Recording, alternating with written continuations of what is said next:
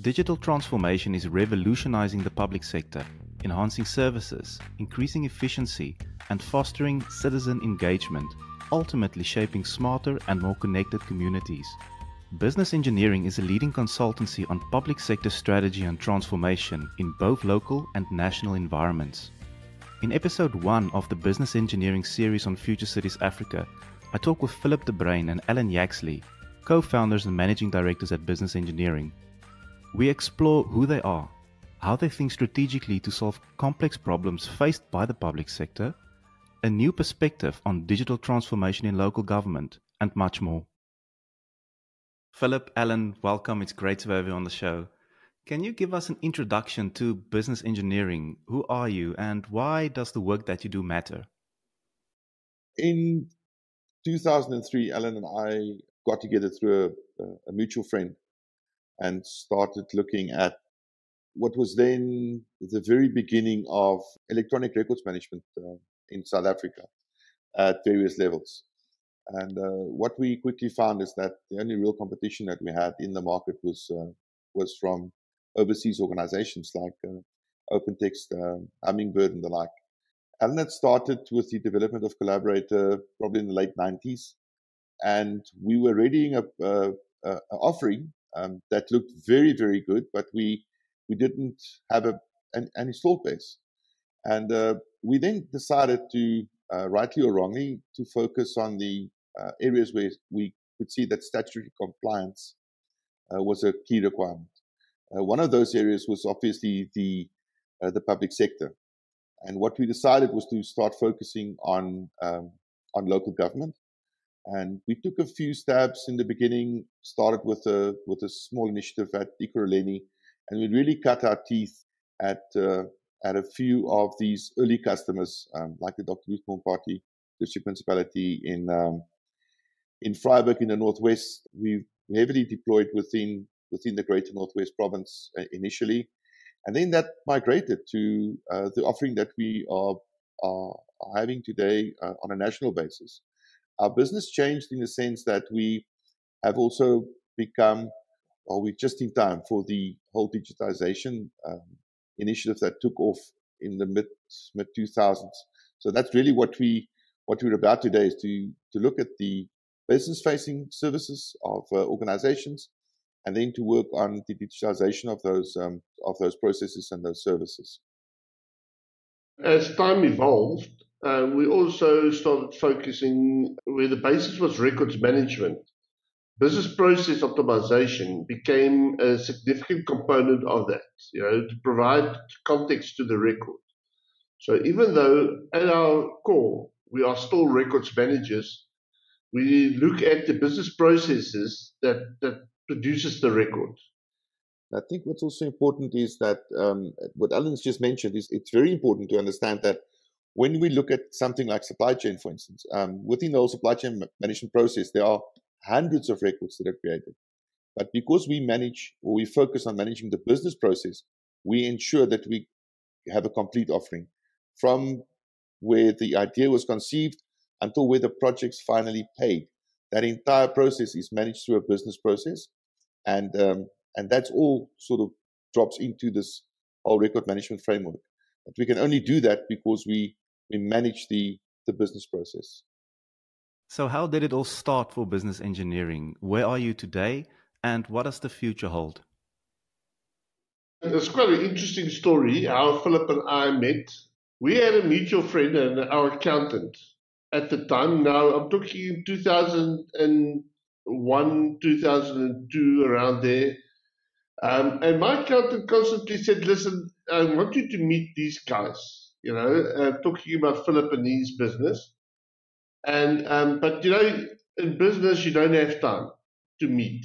You're so focused on actually just doing the business that we don't actually go and take the time to meet potential partners. I think this is a story of our lives. But as time went on, I never had time. And one day I was reading this article on IT Web, and this guy was writing this article about catalogs and things like that. And when I saw Philip de Bruyn, I thought, let me just contact this guy. Let's just see if we can set up a meeting. And I spoke to Philip, and the way he answered the phone was also very funny, because it's like he knew me, waiting for my call. And I was quite surprised. I thought he was confusing me with somebody else. And then when we met, we realized that this is the person, these are the people that our accountant tried to get us together for the last 2 years, So it was a very coincidental, but not a meeting. When Philip, but after that, we decided that there is some mutual ground between the two. We decided to create a partnership for taking on the markets together.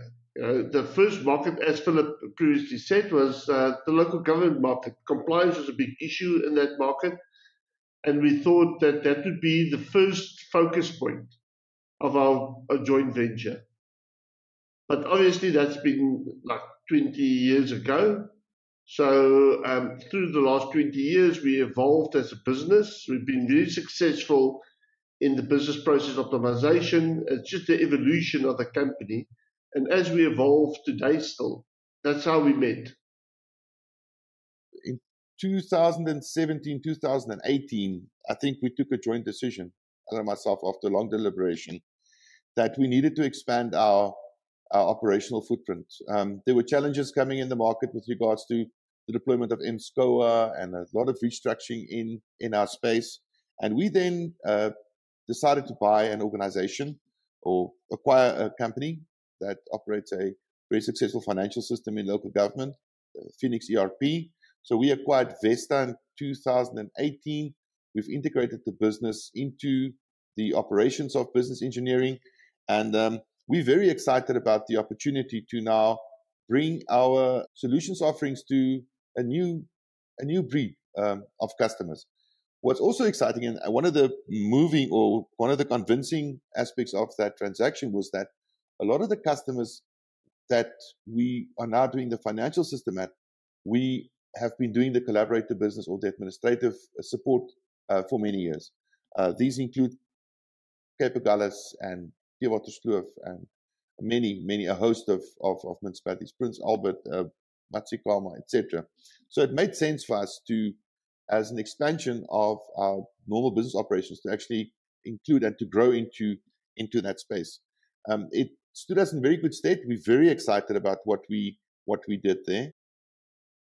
Yeah, maybe from a technology perspective, we have integrated Collaborator and all our business processes into the core financial system of Phoenix ERP. That has now put us into a position where we have exceeded the requirements of MSCOA or the National Treasury, including all our knowledge of the other business processes outside the finance department. So we believe that we truly have an ERP for local government, and not just South Africa, but other African countries as well. So that is going to be our position of the future, is to focus around that. The public sector has many challenges. What is your approach to solving complex problems faced by the public sector? Can you highlight some of these key challenges? One of our key challenges in the space that we operate is the fact that we enforce compliance, rightly or wrongly. So what we've seen is we're very successful where there is a requirement or a desire from the customer to comply with legislative environments. Where we lose traction is where things go by the wayside, and unfortunately, that is a challenge within the space or the area that we operate.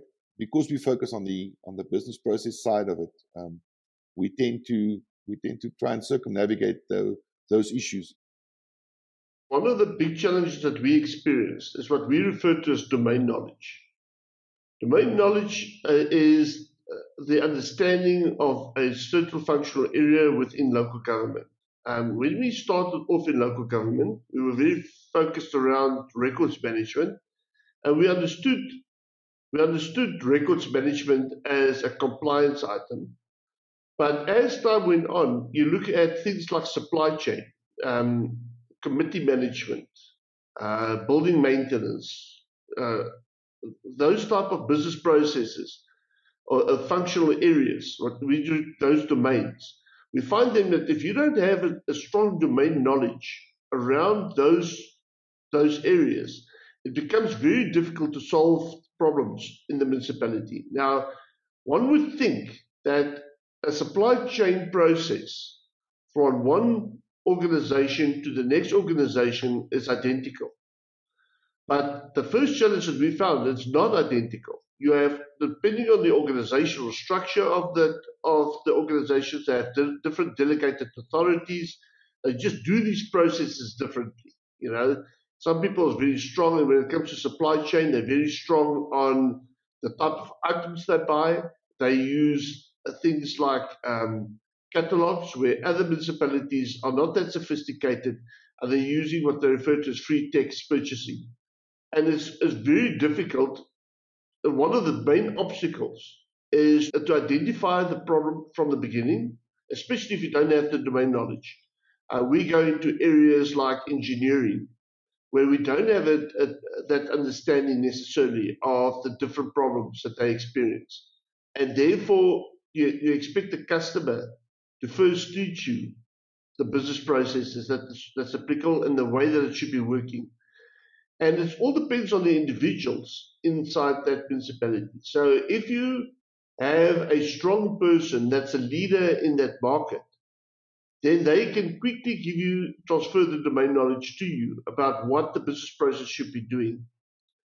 But if you end up in a municipal area, let's say, for instance, municipal health, and the people employed in the organization also not sure what the business process should be, it becomes very difficult to actually solve that problem.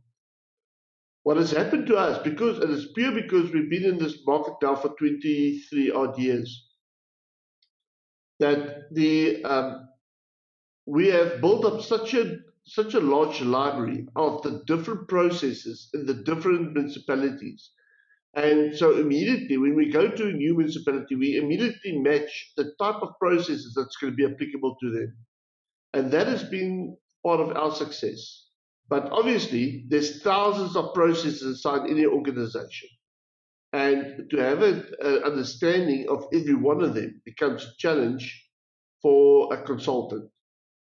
So, and that's where the collective is very important. We don't let consultants operate individually. They always work as part of a team. Philip, I see that you are burning to add to what Alan has just said. Just to add on to what Alan's saying, one of the areas that we've addressed very successfully is the deployment of what we loosely term portals. Okay, so portals we've been able to bring some real significant value to the installed base. And there are many portals today that we've deployed across many platforms, but probably the most significant one is the building control portal, where we allow external parties like architects, for instance, to submit their building plans from anywhere in the country to primarily or predominantly any municipality in the Western Cape at the moment. We are working with a few other municipalities outside of the Western Cape, but just to give you an example, if somebody wants to build a house in Knysna or have a extension done in Mossel Bay, that entire interaction with regards to getting the permissions, the building plan approval, we do that all electronically. Now, it might not sound that significant, but if you start to look at the detail, we have architects in Johannesburg that are now participating in projects on the Garden Route on the West Coast without having to leave their place of work or their offices. They are able to comply very quickly, and we speed up the entire approval process quite significantly. And this is important because the sooner we can get a building plan or a development approved, the sooner the municipality can start to earn additional revenue. Now, we've got many, many examples in that space. What grew from this was the mobile app that we've launched. Mobile apps, it's a very, very treacherous area because everybody's got an app and everybody's app has got 2 features more than the other person. So our view has been, and Alan can correct me here, but our view has been that you won't just ever have one app that will only interface with an organization. So you will have multiple mechanisms to communicate with a organization or with a municipality. The municipality has the challenge to ensure that they can accommodate the various interfaces from whichever app that they feel that they want to communicate with. But having an app and providing people with information, we soon realized was only the beginning of solving the issue. What people need is when they interact with the municipality is a way to communicate. So what we've done, again through deployment of very structured workflow processes, is we've optimized the whole service request process. So yes, you can take a picture of a pothole and you can send it to someone. But what we make sure of is that whatever you report goes into a workflow, has a proper audit trail, a proper workflow history, and that diligent feedback is given to both the person reporting and to the municipality addressing the issues. So not only is the member of the public or the citizen getting the feedback that he feels he desires, but the municipality internally also uses the feedback that we get from the execution of the business process to manage their internal operations. So they can see where they need to optimize, perhaps put more people, where there's a skills shortage, where there's issues with internal communications, and all of those things are laid bare. But it's a positive reveal, because what we then do is we use that information internally, as Alan said, within the team that engages on the customer side to improve. So we've now not only solved a communication issue, we've not only solved the service delivery issue, but we've also assisted the municipality in increasing the service delivery objectives within the municipality. Where we work, it's important that there's 2 matrix. One is, if your service is consistently bad, that's a good thing. If your service is consistently good, that is great. If it's bad, we can help you to make it better. If it's good, we can help you to keep it there. But what you don't want is erratic service. So you don't want Philip to phone the municipality and get a certain level of service, and Alan to phone the same municipality and get a different level of service. That's what we lay bare, or that's what we expose with the structured deployment of processes within the organization. So that we get to a medium that's acceptable to also members of the public, but also to the internal administration. And this is not a political or any other issue. This is an operational issue, allowing municipalities to actually fulfill the mandate that they have. But it's also assisting the communities that they operate in to feel that they have a channel where they can communicate with the municipality. Alan, what Philip just mentioned fits directly into smart city strategies that many municipalities are implementing or are looking to do so. The smart city strategy that we're following. So our definition of smart city, there's been so many definitions for smart city. Our definition includes the fact that any person, any stakeholder of local government must be able to interact with local government without going physically to their offices. Once all your business processes or all your services can be done that way, then we would consider that municipality smart. And therefore, it's always levels of being smart, right? So Philip has just touched on on 2 components. One is the interaction on service delivery to the taxpayers. We have created that app as that communication layer.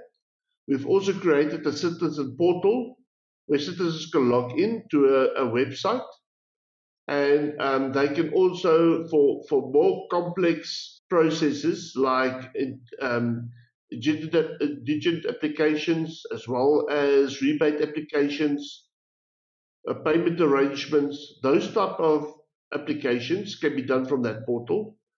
Then we've got the business portal, and that's where the building plan applications come in. We've also started with leave applications, business licenses, and there's quite a number of different municipal services that you could apply from there. Obviously, we have different levels at the municipalities implementing these portals. I think the most widely used portal is the building plan portal. I think in the Western Cape, there's already 25 of the 29 municipalities using that portal. Significantly, a lot of them, or the majority of them, don't even accept a paper-based application anymore. They will only accept an application via the portal. So our smart city strategy will continue at the different layers. I think that for the next number of years, we will not only focus on the internal operations of the municipality, but also the communication with their stakeholders to make that more electronic. Looking at collaboration, what is the current status of public and private sector collaboration? Where are you seeing progress?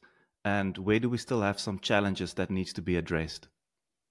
If we just quickly look at the interaction between, or the professionalization of the private public sector, and the interaction between public sector organizations and private sector institutions, one of the initiatives that we've seen that got a lot of traction in the last year and a half, is the notion of red tape reduction. It's been mooted by some national departments, and it's really something that we've seen happening in the larger Western Cape area.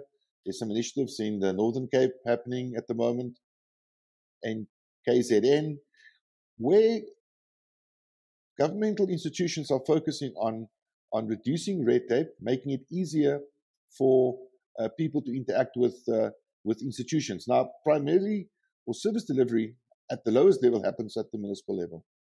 So if I want to sell cake in front of the pharmacy in Brits tomorrow, I can't just go and put up my cake stand. There's a process that I need to follow. I need to get a permit from the municipality. I need to maybe notify a health inspector if I'm cooking food. So it's very difficult in the normal way, or the normal running of environments to interact with your municipality. And there's many reasons for that. There's the work ethic has deteriorated to such an extent that we find that it actually displays a lack of capacity from the institutional environment. So what we've done is we've taken that process and made it simple for a street vendor to take his smartphone or his cell phone and to interact with the municipality and apply for a permit for a food premise.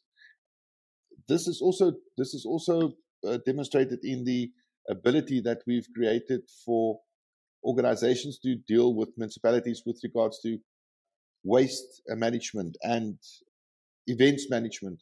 If you want to have an event, the whole management of the creation of that, filming permits, etc. So there's a whole host of initiatives that we've been participating in the last few years to specifically focus on the reduction of red tape, breaking down the bureaucratic barriers, making it easier for public at large to just deal with organizations. Now, if you get this right at a local level, pushing it up to the provincial and the national level should be easier, and we're actually seeing that. So a lot of decisions can be made quickly at a local level if we have the right technology framework deployed.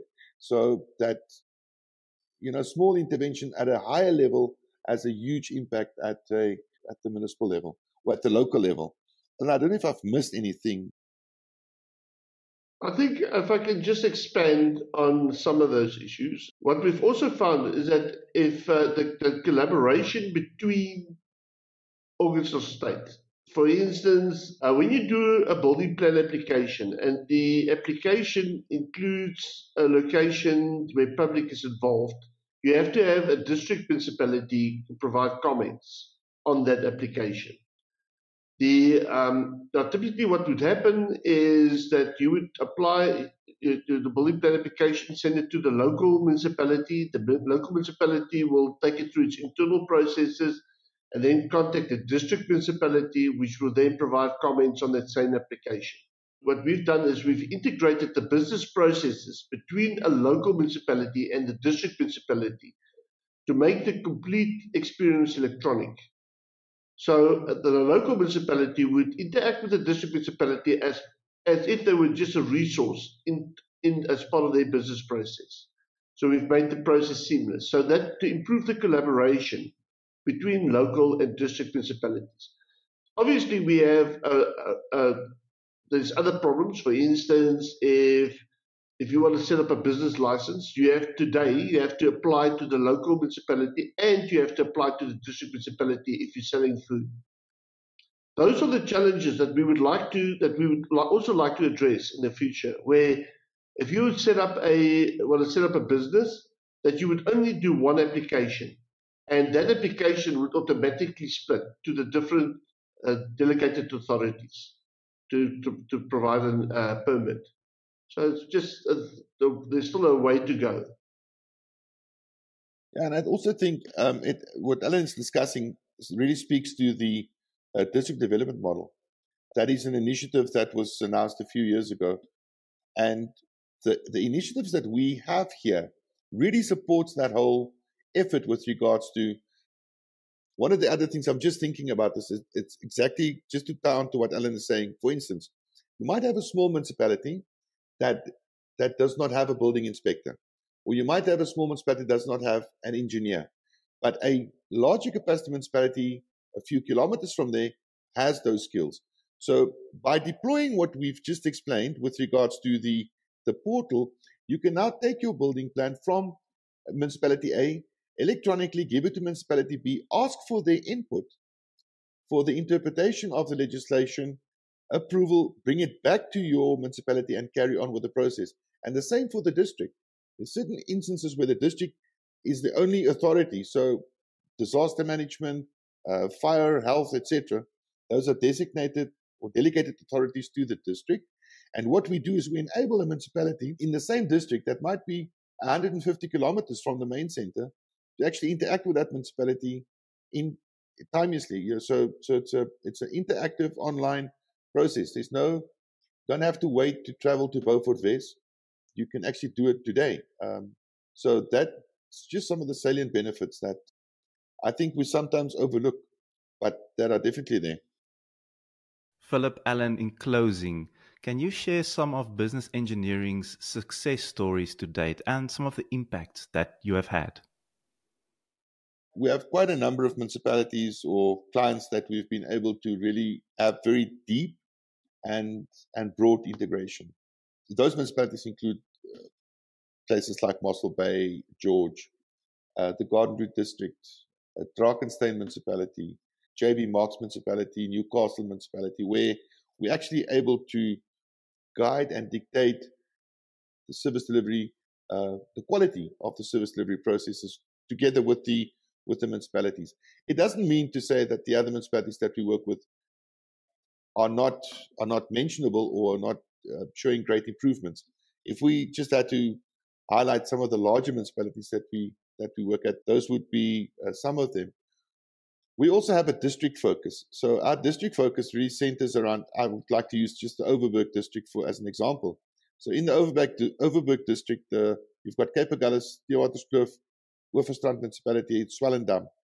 And that's really an awesome environment because we work at all of the local municipalities and at the district municipality with one vision, and that is to optimize the entire infrastructure.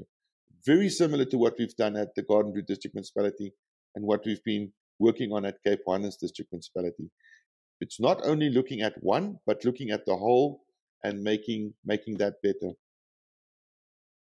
Maybe we've been in this business too long and we always just see the challenges and not the successes, But I'm talking about municipalities where there was really no function.